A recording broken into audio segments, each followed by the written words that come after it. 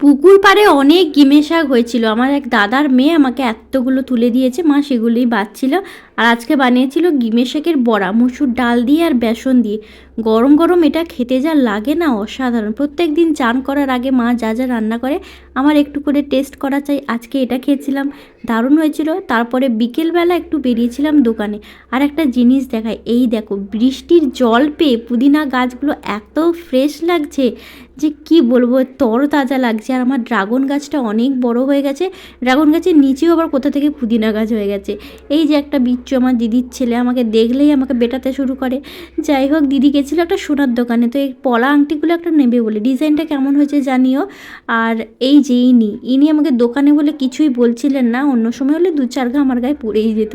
ওর মার গায়ে হাত দিলেই মারতে লেগে যায়। আমার হাতে না একদম আংটিটা ভালো লাগছিল না। বাড়িতে এসে একটু তড়কা বানালাম আর একটু নান বানালাম, তো এটা দিয়ে ডিনার হলো।